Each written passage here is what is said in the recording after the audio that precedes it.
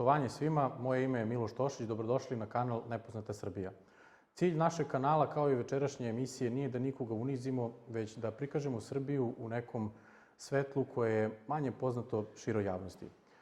Pa s tim u vezi, večeras je sa nama gospodin Vladimir Jadrijević, bivši saradnik kontraobaveštajne službe Jugoslovenske narodne armije, sa kojim ćemo porazgovarati nešto malo više o čuvenoj aferi Labrador koja je potresala bivšu Jugoslaviju početkom 90. godina. Gospodine Vladimire, dobroveče i dobrodošli na kanal Nepoznata Srbija. Dobroveče. Prvo pitanje koje bih vam postavio odnosi se zapravo na samu aferu Labrador. Šta je to Labrador? Labrador u stvari nikad nije postojao. Labrador je izmišljen. Možemo navesti 3 primjera. Jedan od učesnika akcije, takozvane Labrador, je imao psa Labradora. To je jedna pretpostavka. Druga pretpostavka. Ja kad sam dobio plastični eksploziv od organa bezbednosti JNA u Zagrebu da unesem u Ministarstvo unutrašnjih poslova da bi napravili test da li će taj komad eksploziva biti otkriven. Radi se o plastičnom eksplozivu. Ja sam ga postavio, pas ga nije našao. I treća stvar je, moj čovjek koji je radio, bio uključen u rad cijele akcije na prostoru Zagreba, imao je odgajivačnicu na periferiji Zagreba, bavio se sa psima Labradorima. Znači, to su 3 i oni govore negdje Hrvati, to je njihov radni naziv akcije. To je hrvatski naziv akcije. Srpski naziv akcije spominje se Štakor, operacija Štakor ili Pacov. Štakor je hrvatski, Pacov je srpski naš naziv. Znači, to spominje novinar Hudelist u razgovoru sa Manolićem, gospodinom Manolićem, Josipom, u stvari drugim čovjekom HDZ-a, iza Tuđmana drugi čovjek. Znači, on spominje te štakore, znači to su 2. Priča se da je i armija nas vodila kao štakore. To je neistina. Znači, u optužnici koju sam proučavao bezbroj puta, od akcije Labrador, od oslobođenja nas iz hrvatskih kazamata, prošlo je 30 godina. Ovo je 30. godina, 30-godišnjica. Proučavao sam tu presudu koju sam dobio. Prateći tamo šta je sudac Tripalo napisao u presudama, on spominje te neke nazive, tu se spominje i Labrador, i Stari, i Viši, i Pacov, a ja tačno znam kome smo mi davali te pseudonime. Tako da Hrvati, iako su zarobili najveći dio toga materijala i posle u istrazi, koja nije bila ugodna, vrlo teška i mučna za sve pripadnike Labradora. Labradora, još jedanput, da se razumijemo, samo da se lakše sprate. Kada bismo se recimo vratili u neko predvečerje izbijanja sukoba na prostoru bivše Jugoslavije. Yes. U tom trenutku kontraobaveštajna služba Jugoslovenske narodne armije priprema neku tajnu akciju koja bi verovatno za cilj imala sprečavanje sukoba koji se već osjeća u vazduhu. Jeste. Da li je upravo to bila neka akcija koju ste vi i vaši saradnici trebali da sprovedete, pa je to nažalost propalo? 89. godine pripadnik 5. vaka vazduhoplovnog korpusa u Zagrebu, potpukovnik, ne želim imena ničija spominjati. Ne, to je vaše pravo, naravno. Ne, ničija imena. Pristupa mi i da li si spreman da branimo Jugoslaviju? Apsolutno. Odmah sam pristao i krećemo u akciju. Šta je bilo moj prvi zadatak? Prvi zadatak je bilo tipovanje ljudi. koji su spremni da isto to rade. Znači da se brani Jugoslavija, da se spreči rat, da se spreči bratoubilački rat, da se spreči krvoproliće i razbijanje zemlje. To je bilo prvo. I to je osnovni cilj kompletne akcije. To je 89. godina i krećemo sa radom. Znači ja sam saradnik službe od mnogo godina ranije. Računajte 70. godine pa do sada koliko je to. Mislite na kontraobavještajnu službu? Da, kontraobavještajnu službu. Odnosno na vojnu službu. Tako je, vojnu službu, KOS, kontraobavještajna služba Jugoslavenske narodne armije.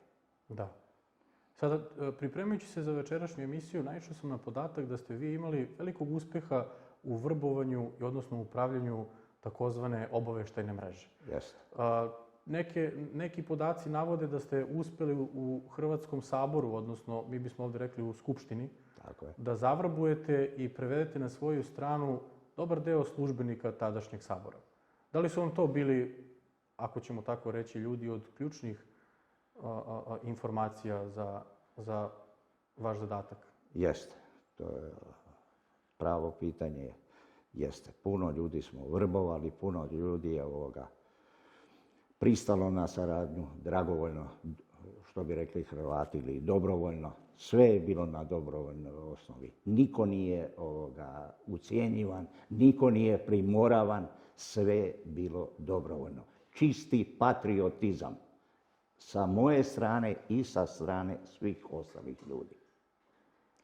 Ako bih vas sada dobro razumeo, to bi trebalo da znači da je obično građanstvo, obzirom da ste vi živjeli u Zagrebu, ako se ne Tako, varam, ja sam rođen i Zagrebčan. a obično građanstvo tada je i dalje se osjećalo kao Jugoslovenija, tako? 70% istraživanja su pokazala, znači.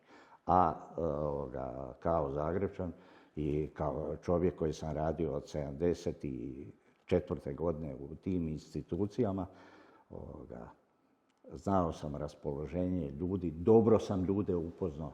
Raspoloženje je bilo da se Jugoslavija sačuva, to je prije svega, i da se spreči, velim još jedan put, bratoubilački rat i krvoproliće.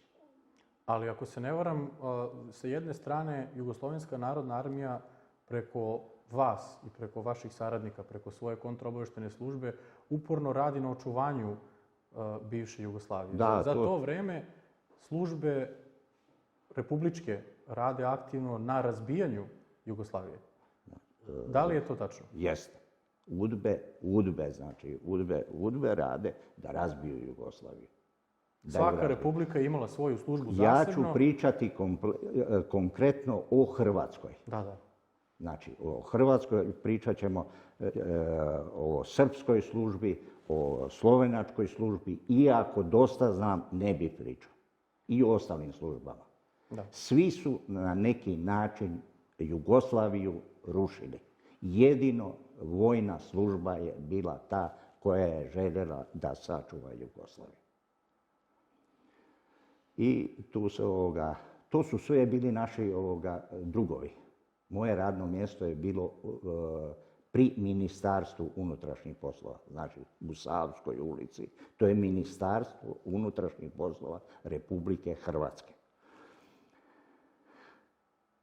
Osim mene bilo je tu krupnih riba, kako ih Hrvati zovu. Krupnih riba koji su isto to što sam ja radio i oni radili. Svaki je imao određen broj ljudi. Niko ne zna koliko je imao drugi saradnika svojih. A jedan čovjek je sve naše izvještaje, usmene, pismene, niko nije htio davati. Možda jedan, dva su davali pismene izvještaje, da se ne bi ostavljao trag. Radili smo punom parom, zatrpavali smo čovjeka koji je vodio tu akciju, koji je bio zadužen za nas. Profesionalno vojno lice, mi smo ga zatrpavali podacima. No, tu je trebalo formiti tim ljudi koji bi to pratili i ispratili. Tu je promašaj službe strašan. Tu je strašan promašaj službe, dolazili smo do informacija koje se nisu samo ticale Hrvatske, nego kompletne Jugoslavije, konkretno za Srbiju. Plan imali smo od čovjeka koji je diplomata naš bio u Vatikanu, kako će ići razbijanje Jugoslavije. Od Slovenije do Kosova. Kako će Srbija... Pretpostavljam da je taj podatak bukvalno preslikan, tako? Da je taj plan izveden. Da, sve. 100% jedino još je ostala Vojvodina. Dakle, to je ono što nas čeka. Znači, još je ostala Vojvodina i malo je omano u Makedoniji, nije toliko krvavo ispalo, u stvari nije uopšte krvavo, kao što je trebalo. I Sandžak visi. Uz Vojvodinu još visi i Sandžak. Sandžak je i trebao, ali je armija to na vrijeme presjekla. Tamo negdje 92. godine, da, armija je to presjekla. I tako da se na Sandžaku nije dogodilo to što se je trebalo dogoditi. Da.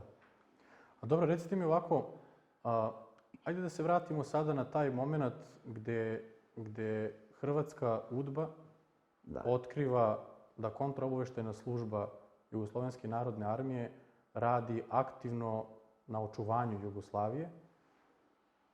Mi imamo podatke da vas sve vreme prati Hrvatska UDBA, ako se ne varam. Da, točno. Sve vreme vi znate da vas oni prate, tako? I ako se ne varam, to je neka vrsta obavještajne igre gdje vi znate... To je čar igre. Da jedni druge pratite pa koga nadmute. Nadigravanje. Da. I onda dolazimo do jednog dana kada upada Hrvatska UDBA u prostorije, ako se ne varam, Maksimirskoj ulici. 63. Tako je. I šta oni tamo pronalaze? Tamo pronalaze arhivu, znači naše izvještaje. Trebalo im je oko mjesec dana da dešifruju sve i danas... Šta se dešava za tih mjesec dana? Da li su mogli da se izvlačimo sačuvaju njega. ljudi? Izvlačimo ovoga čovjeka koji je na terenu radio s nama, operativca, prebacujemo ga iz Zagreba na slobodnu teritoriju, bolje rečeno za Zemun u komandu RVA. Vazduhoplovstva, ne Zemun, komanda. Konkretno Zemun. Zemun, komanda. Da. Sada, ako se ne varam, zajedno sa vama uhapšeno je još dosta saradnika. Da li je postojala šansa da se u tih mjesec dana, koliko je trebalo Hrvatskoj UDBI da dešifruje sve te papire koji su pronađeni u Maksimirskoj ulici, šta se dešava? Da li ste mogli da se spasete ostali? Da li je postojala šansa da se izvučete?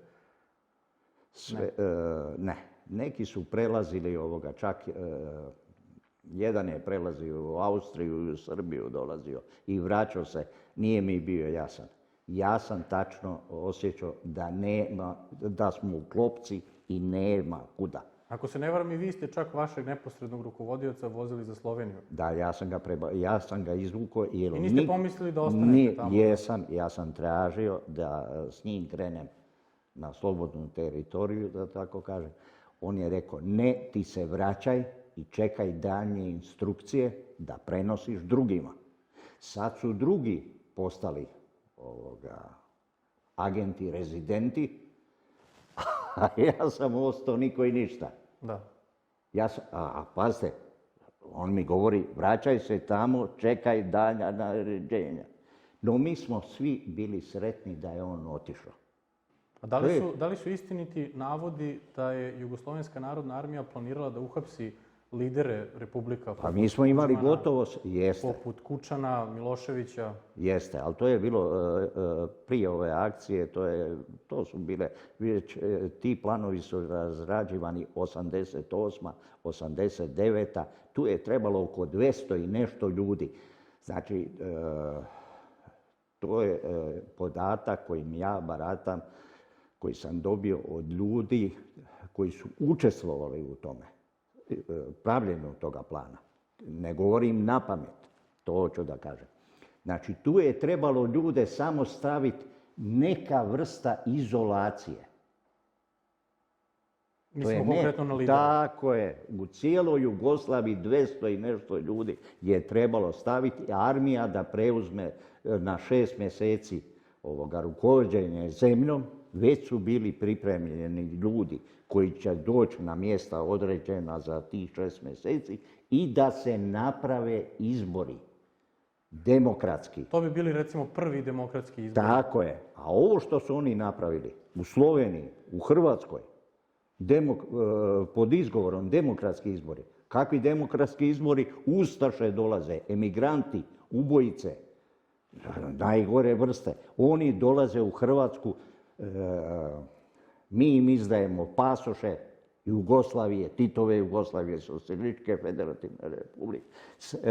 Sjedaju u Mercedese, vozimo ih u objekte, u Titove vile, političke škole, Kumrovac i tako, i tu oni se pripremaju za ovo sve što će biti. Jeste li imali utisak u jednom trenutku da barem jedna od službi Republika bi mogla da se nazove kao neka vrsta vašeg saborca, saveznika? Pa Srbija jedino. Jeste vidjeli u nekome saveznika koji također bi radio sa vama na očuvanju Jugoslavije?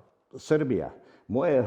Ja sad kad, nakon 30 godina, to je naknadna pamet kad razmišljam. Meni je došao čovjek, legenda u borbi protiv Ustaša u Jugoslaviji i ponudio mi je direktnu saradnju iz Beograda za MUP Srbije. Ja sam to odbio. Zašto sam odbio? Rekao sam, ne mogu sjediti na 2 stolice. Ne mogu raditi za armiju, ne mogu raditi sad za MUP Srbije. A na istom smo zadatku. Očuva taj narod. Klanje i istrebljenje je pretilo srpskom narodu. Hrvatima, sada, to je već floskula, je otrcano, poštenim Hrvatima, a prije svega Jugoslavenima. Svi su kidisali na Jugoslavene. Srbi su se u Zagrebu masovno pokrštavali i oni nisu više bili opasnost. Oni više nisu bili opasnost. Čim su se pokrstili? Da. Nisu bili članovi partije i tako i to je to. A recite mi, koliko ste bili bliski, pošto postoje neki navodi, da li je sad to medijska spekulacija ili ne, ali naišao sam jedan podatak koji kaže da ste bili u bliskim odnosima sa Franjom Tuđmanom. Kako? Je li to isto? To je akcija koja se provodila. To je, ja ću vam kratko ispričati. Znači, osoba koja je maltene svaku večer kad on nije u Dvorima ili na Pantovčaku gore u rezidenciji gdje je prešao on iz Banske, prvo je bio Visoka 22, to je predsjedništvo SR Hrvatske, to je stari ustroj. U tom dvorcu je bio, onda dolazi u Banske dvore. Banski dvori su 7.10.1991. raketirani. 2 aviona naše armije su raketirala i on je, nažalost, i svi prisutni su preživjeli. Tu je bio i Ante Marković, i Tusi, i Mesić, i cijelo društvo. I onda seli u vilu Zagorje, to je na Pantovčaku. To je inače bila službena rezidencija Josipa Broza Tita za vrijeme boravka u Zagrebu. Ako se on ne nalazi, velim, na svom radnom mjestu, on je nekad znao i po noći raditi i tako i dugo. Kad je kući u Nazorovoj, on je bio inače moj susjed, ja sam ga lično poznavao. Onda dolazi osoba i nekad i svaku večer, kad je god kući, ta osoba dolazi sa još jednom osobom, njoj jako bliskom, i drugi dan predaje jednome mome saradniku izvještaje, sve šta je čula, i onda drugome saradniku i predaje kompletan izvještaj meni i ja predajem oficiru bezbednosti. Zašto? Dakle, po tome se vidi, ma on nije... Oni nisu na merama, pa na merama. Slušali su sve. Što je služba, slušala i ovoga Zeta tu mu, Nevenke, ajde sad da ne spominjem imena. Sve je slušano. Sve je bilo pokriveno. Čelni čovjek, najveći izdajnik koji je najveću izdaju napravio, naš saborac, poslije je osnovao vojnu hrvatsku obavještajnu službu, on je načelnik u bezbednosti 5. armije, 5. armijske oblasti. Znači, predao paket sa disketama, sa kompletnom arhivom. To je neprocjenjivo blago. Ovaj general se sad kune da nije to ni pogledao, da mu je to čuvao. To mu je čuvalo glavu, tom izdajniku. I vratio mu je nakon nekog vremena kad se uhljebio kod Tuđmana. Da. Tuđman je isto oficir bezbednosti bio. Dakle, isto pripadnik KOS. Isto kad je, njegova je bogata, jako bogata biografija. Jako. Dakle, i on je bio saradnik. Isto, prvo je ustaša bio, pa ta. Zašto? Ne smijem u detalje, ne smijem imena. Ljudi su živi u Zagrebu su. On kad kreće u partizane, on kaže svojoj zaručnici, s kojim je mašto cijelo vrijeme u Zagrebu, vratit će mu se u Zagorje, tamo kod njega, ona je sa Banije, bolje rečeno iz Gline, dijete miješanog braka, otac joj je Srbin, bilježnik bio u Glini. Sad mnogo govorim, ali moramo potkrepiti neke stvari, da se vidi da je to vjerodostojno. A majka je Hrvatica. Njih su 3 sestre. Jedna je poginula na Sremskom frontu 1944. Jedna je poslije bila saradnik, poslije rata, dugogodišnji odani saradnik Josipa Manolića, a ova 3. je bila zaručnica do izbijanja rata u Jugoslaviji 1941. Franje Tuđmana. I Franjo Tuđman njoj kaže ovako: ti u svoju Srbiju, a ja krećem da rušim Versajsku Jugoslaviju. Znači, ruši se Jugoslavija, kakva god ona bila da bila, Hrvati ju ruše. Da. Hrvati ju ruše. Dobro, recite mi onda ovako, obzirom da ste vi dete iz mešanog braka, jeste. Ako se ne varam, vama je majka Srpkinja, a otac je Hrvat. Od roda Opačića sa Banije, dosta ih je stradalo njezinih u Drugom svjetskom ratu. Ujaci su mi svi bili, i majka je učesnik NOB-a, a ujaci su pravi proleteri, internacionalisti. Ujak je najstariji, on je radio u strukturama vlasti i u saveznim organima i u republičkima. U grob je otišao sa 17, mislim, ili 19 gelera u tijelu. Oni su prošli Sutjesku, sva ratišta. To nisu jajare, ja se izvinjavam sad na izrazu. Nisu jajare koji su svoje selo čuvali, svoj obor. A otac mi je iz Sinja, iz sela Glavica. To su za stare Jugoslavije, 29. godine i ranije, zvali Crvena Moskva, Mala Moskva. Znači, tamo nisu ni jednoga imali koji je u domobranima bio, u ustašama da ne govorimo. Moje opredeljenje je bilo jugoslovensko. Da. Stiče se utisak da ste vi Jugosloven, služba je od mene tražila, kad počinje kriza, služba od mene traži da se izjašnjavam kao Hrvat. Zašto je to tako? A mora, pa da bi opstao. Šta se dešava u Hrvatskoj? Jedan interesantan sad. Na dan osnivanja, na dan otkrivanja, izvinjavam se, spomenika Bana Jelačića, koji je srušen, kojega je srušio Mika Špiljak, jer je čuo da unutra su 2 vreće zlata. To je istina. Od Anke Beru, staroga revolucionara, završila je kao član Savjeta Federacije. Istinski Jugoslaven, partizan, antifašista. Ona mi je ispričala. Iz njezinih usta sam čuo. Znači, Mika Špiljak je rušio Bana Jelačića, jer je čuo da u postament spomenika se uvijek baca zlatnik ili srebrnjak Tako ili je. nešto. On je čuo da su bacili 2 vreće zlata. A službeno je bilo, rekli su, veli, okrenut je ban Jelačić. Ne stoji ko sad. Sad je okrenut prema dole, prema Savi. On je bio okrenut prema Mađarskoj. I to za naše prijatelje, braću Mađare, isto socijalistički lager, nije odgovaralo. Sve u svemu od zlate Ma blaga nije bilo ništa. pljačka, sve pljačka. Jasno. Sve pljačka. Jasno. Lopov. Taj isti Špiljak je nosio, on je taj koji je rekao ovome, veli, ti ćeš rukovoditi sa... On je mjesecima imao apartman. Mu je napravljen specijalno u Ministarstvu unutrašnjih poslova Hrvatske i on je proučavao dosje Hemrag. Znači KPH, NDH.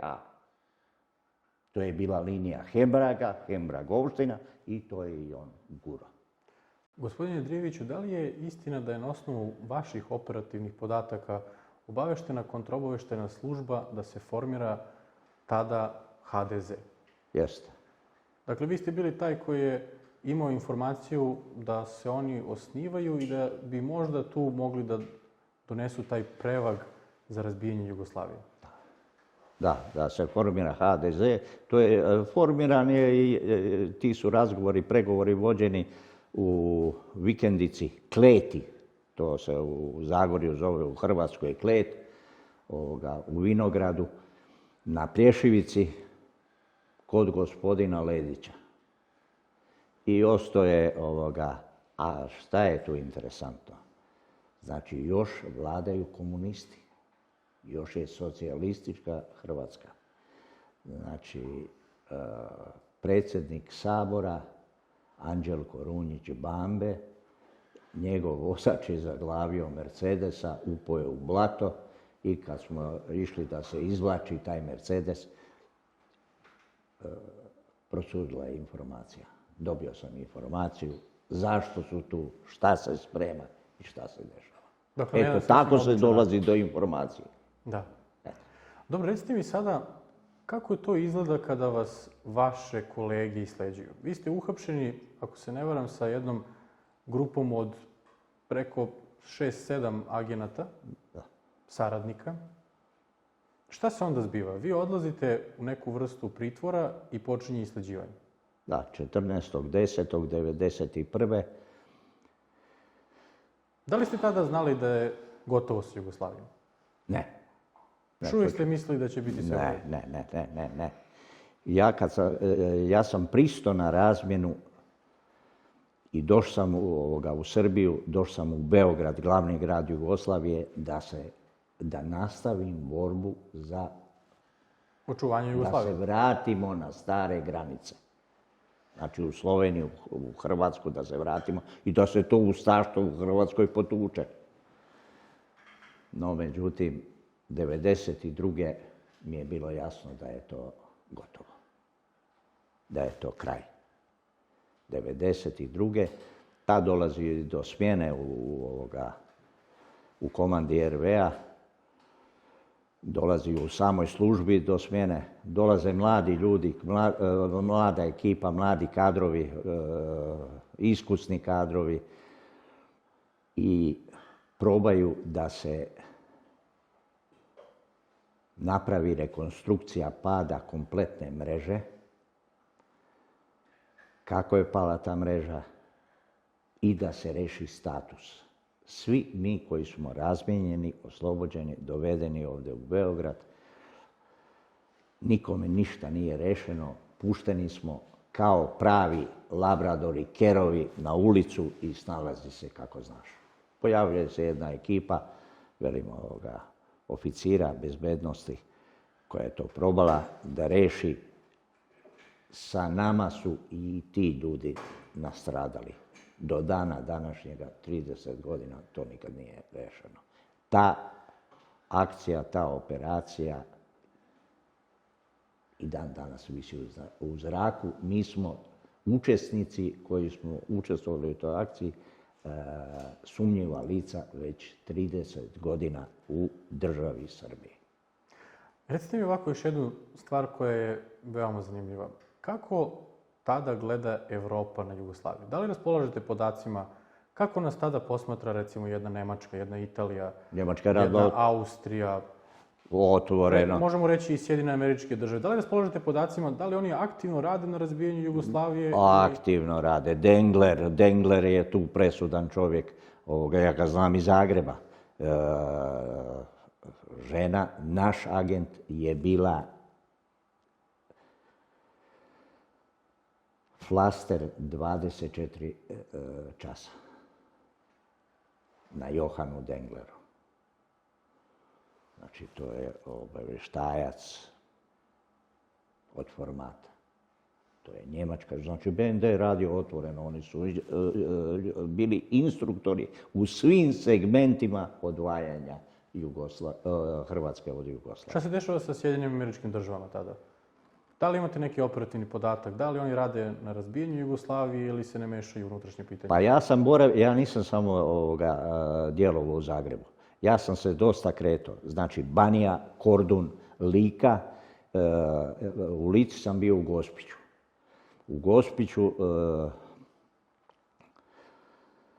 U Gospiću sam bio 3 puta, zadnji put dan prije sam se vratio nego što je ubijen Giška, likvidiran. A što se tiče Amerikanaca, znači armija gubi pozicije u Lici, u Gospiću, u okolini tamo kad se uključuju Amerikanci, mladići koji su iseljenici hrvatski, djeca hrvatskih iseljenika, mladići koji su došli poslani iz Amerike da se bore za hrvatsku stvar. Tad hapse onoga Makedonca, generala, ne mogu se sad setiti imena, vidio sam ga u hotelu Lika u podrumu, tu su se s njim obračunavali, još sam neke oficire bezbednosti vidio. Tu sam vidio Agim Čeku, on je bio prisutan u Svetom Roku. Tu je bilo veliko skladište municije, opreme. I to je naša armija htjela da digne u vazduh, da se uništi, da ne padne neprijatelju u ruke. No, tu su se pojavili Amerikanci, stručnjaci, i rekli su nikako da će doći do potresa 9 Merkalija, a to znači kataklizma. Tu su Hrvati jako puno naoružanja izvukli i dobili. U garnizonu znam i čovjeka koji je komandovao, koji je poslan iz Beograda da komanduje. Na njega su igrali isto da ga ubiju i da to predstave kao samoubistvo. Igrom slučaja, posle kad smo mi išli u Labradorci, u razmjenu, noć prije toga su došli u Ćelije, u Samnice. Sve vreme smo probali Labradorci u Samnicama. Došli su Gospićani. Kod mene u Samnicu su došla dvojica. Ja sam prošao kako sam prošao i moji drugovi, ali kad sam njih vidio, od gorega gore ima. Kada ste vi razmijenjeni? Razmjena je bila 10.12. na Zagrebačkom aerodromu Pleso. Došao je Aco Vasiljević, general, načelnik uprave bezbednosti. Znači, čelni čovjek KOS-a, i doveo je Vesnu Bosanac, doktorku Vesnu Bosanac. Gledam iz autobusa gdje su nas dovezli iz Remetinca. To je, ako se ne varam, doktorka koja je poznata Jeste, u Vukovaru. Svi su iz Vukovara doveženi. Marin Vidić Bili, doktor Njavro i još oni su, tako je nama rečeno, 70 koljača. Sletila su 2 Ana, sve su bili u obezbeđenju pripadnici 63. padobranske. Oni su bili u obezbeđenju. Sad gledam sačeka ih ispred vlade Hrvatske Andrija Hebrang. To je sin Andrije Hebraga. Sa vozačom Marijom Matošem i on grli Vesnu Bosanac, nju je izdvojio, grli ju i vodi ju sa Matošom prema vozilu Renaultu, službenom vlade Hrvatske, a ovi svi čekaju, svi su u novim SNB uniformama, obrijani, očešljani, sve, up-tap, a mi ko zadnje ovoga. I sad tu su nas postrojili na crtu, tu stoji A1 parkiran, Aco Vasiljević i major Čedo Knežević.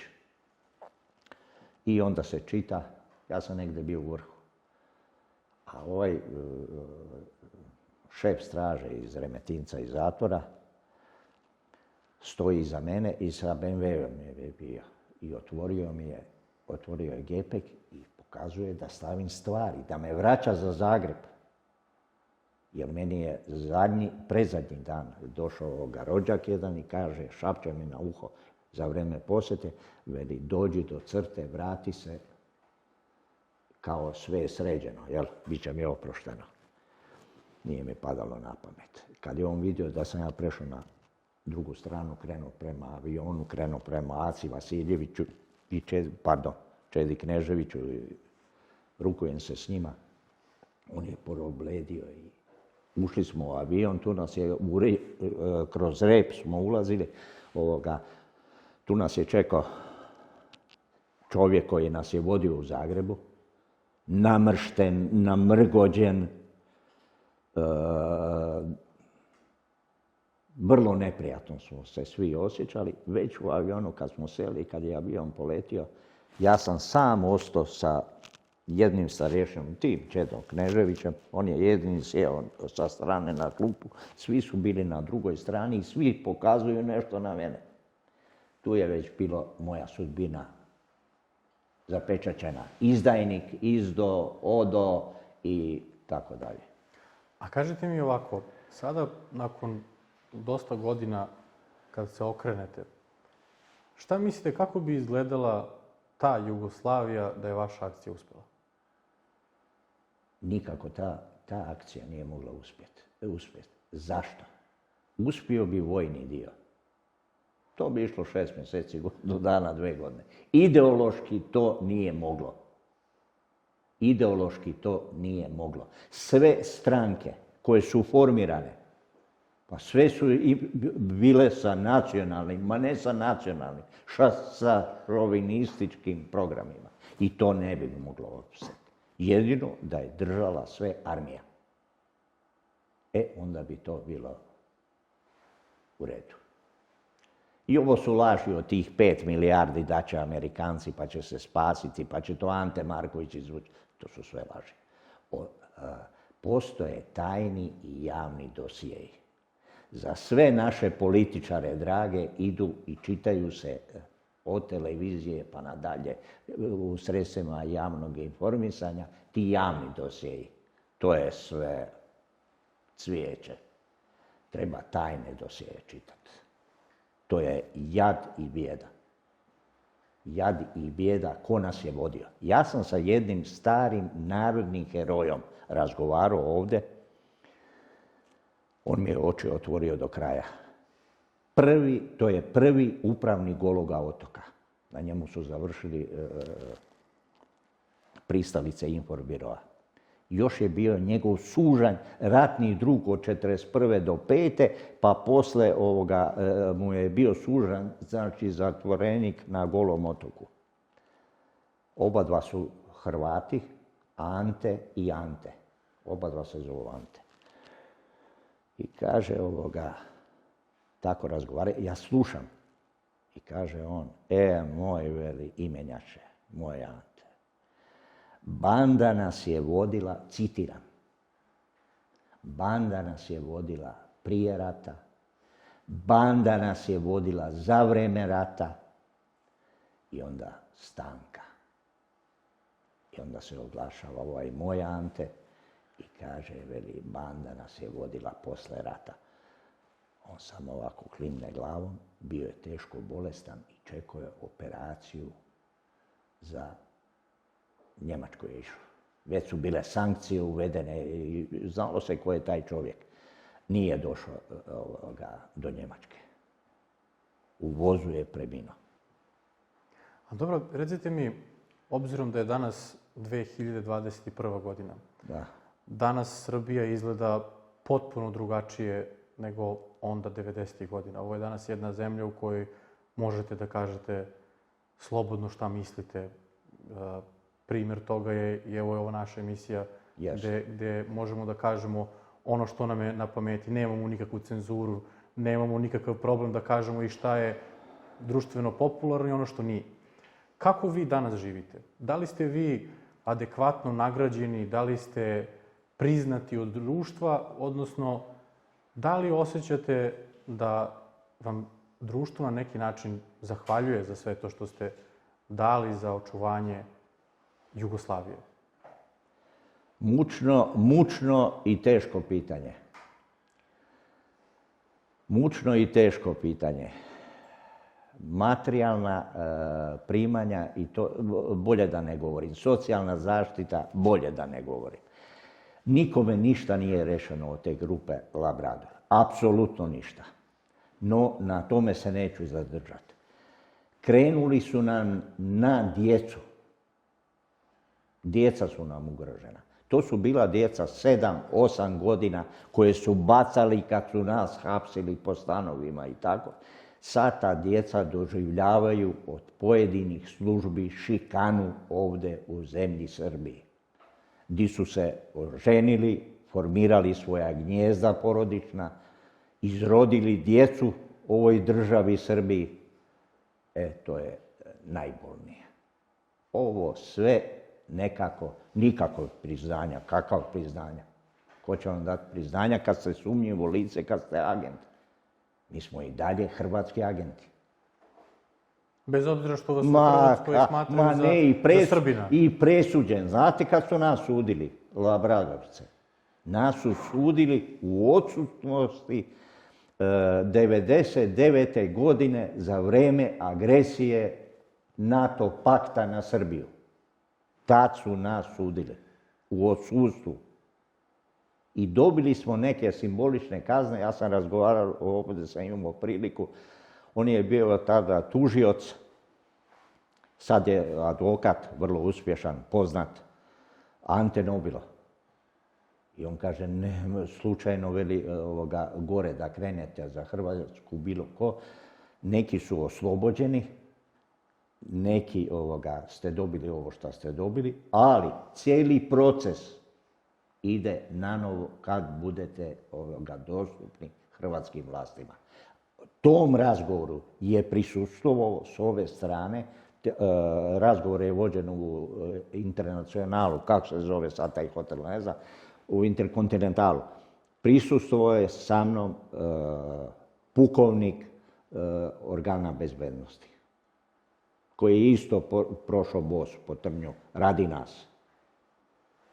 Htio je da se ta istina istera na čistac i pravda, svi su stradali. Jeste li imali ponudu nakon izlaska iz zatvora i dolaska u Srbiju? Jeste li imali ponudu da radite za neku od stranih službi koje su tada vršljale po teritoriji, ajmo reći konkretno Srbije? Pa direktno ne, ali indirektno da. Jel nam možete ispričati nešto onako, ono što možete recimo? Znate šta, to možda bi izazvalo skandal, morat ću prešutiti. Radi se o zvučnom imenu. Iz sveta naše politike ili... Ne. To je stranac. To je osoba koja je nekad bila kurir između Tita i Willy Brandta. Kad je Willy Brandt vladao Njemačkom i Tito ovdje, za sada ne bi. Gledao sam radio sam kao vrtlar, održavao sam zelene površine, gledao sam kompletnu vladu DOS-a, skoro svaki dan su dolazili u njezinoj rezidenciju, slobodno mogu reći. Da. Bilo je svakakvih ponuda, bilo je ponuda odmah da se vratim. Majka je prva na mene radila pritisak, pa rođak sa kojim sam bio u najboljim odnosima, pa brat, pa svi, da se vratim u Hrvatsku. I onda i taj isti Nobilo mi je napravio špagu da se vratim. Perković me je čekao, Josip, on me je čekao na ovom prelazu u Republici Srpskoj, između Republike Srpske I Srbije? I Hrvatske. Nema veze. Tu me on čekao i tu je on sa mnom trebao razgovor obaviti, ali ja sam sve prijavio našim drugarima iz službe. Ostali ste verni Ne. vašoj Da, znate službi. šta, iz očaja sam sve radio. Iz očaja idem gore pa nek oni naprave znao sam, to je samo bila šatrovački naziv ću upotrebiti, navlakuša, da me dobiju gore. Perković bi pitao šta ga interesuje, kad bi to dobio, rekao mi je čovjek, veli završio bi u Šancu. To bi ti bila sudbina. Ali ja sam i na to bio pristao, jer ovdje više nisam mogao da živim. Radim po par mjeseci negdje, dobijem otkaz. Pojave se drugovi, to je sumnjivo, to su te čakule priče i tako. I onda u tom očaju sam to napravio. A recite mi, nakon toliko godina provedenih u Srbiji, nakon hapšenja i dolaska u Beograd, kako biste sada sebe nazvali? Da li ste vi Srbin ili ste još uvijek Jugoslaven? Jugoslavenska ideja mrtva nije. Jugoslavija je mrtva. Znate šta? Znate kako sam postao Jugoslaven? Moram vam to reći. Ja sam postao Jugoslaven kad bi došao na Baniju. Kod majčinih, tamo sam bio i ja i brat polovnjaci. Znate šta je polovnjak? Polovnjak je, to je pola, vi bi rekli, a polovnjak je kao sepet onaj ispleten od onog pruča i tu se nosi malo sjena i tako. Onda kad dođem u Dalmaciju, svi su partizani, svi su crveni, tamo su mu brati ja bili cigani, jer je majka Srpkinja. Da. Ja sam sam izabrao to jugoslavenstvo. Sve sam vam rekao. A recite mi, na osnovu dugogodišnjeg iskustva U životnog... Zagrebu su više mrzili Jugoslovene nego Srbe. Ja to stalno pričam, ali ni ne vjerujem. Jer Srbi su se prilagodili, ali Jugoslaveni, to je rak rana. Kako je vaše mišljenje kada bismo sada imali neku vrstu nezavisne ankete koja bi, ako možemo reći, bila ikako slobodna? Kako mislite da bi se Hrvati izjasnili? Da li bi volili da se vrate u Jugoslaviju ili da nastave da žive u sadašnjoj državi Hrvatskoj, samostalnoj? Pratim mreže. Razgovarao sam sa nekim ljudima iz službi ovdašnjih. To su bili ozbiljni razgovori. Dao sam im kratak odgovor. I isto ovakvo pitanje su mi postavili. Odgovorio sam sljedeće. Dok je jedan Hrvat i jedan Srbin, noževi rade. Sad koji će ostati, ne znam. Dakle, mislite da... Ne, dok je bor zelen. Dok je bor zelen. Što se tiče Srba, ne zato što se sad tu nalazim. Tolerantni i ja se ovdje fantastično osjećam. Šta sam sve prošao, ali druga je klima, druga je atmosfera i sve. Jedino me ovo pogodilo što su na dijete napali. Ne samo na moje. Zato to naglašavam. Ne borim se za svoje dijete, ne za svu djecu. Ali Hrvati su i to većina, pratim društvene mreže, imam neke podatke, to je sve gore od gorega. Zašto? Privreda im je otišla, krahirala, sve im je out. I oni se dalje hrane sa tim šovinizmom i koji je uperen protiv Srba. Tako da tu ništa od toga. Dok je bor zelen, poslušajte me, dok je bor zelen, ništa od te priče. Dobro, za kraj razgovora ja bih hteo da vam poželim dobro zdravlje, da vam poželim uspeh na svim planovima koje imate i da se naredni put susretnemo i popričamo o nekim malo veselim temama. Hvala. Hvala vama što ste došli i hvala vama što ste govorili ovako iskreno. Hvala vama na ovoj prilici da istupim i da kažem ovo što mi na srcu leži. Hvala još jednom. Ja bih još jednom iskoristio priliku da se zahvalim svim gledocima kanala Nepoznata Srbija. Želeo bih da najavim da je ovo samo početak i da u planu imamo veoma brzo još gostiju, još ekskluzivnih priča koje su nepoznate široj javnosti Srbije. Hvala na pažnji i vidimo se sledećom prilikom.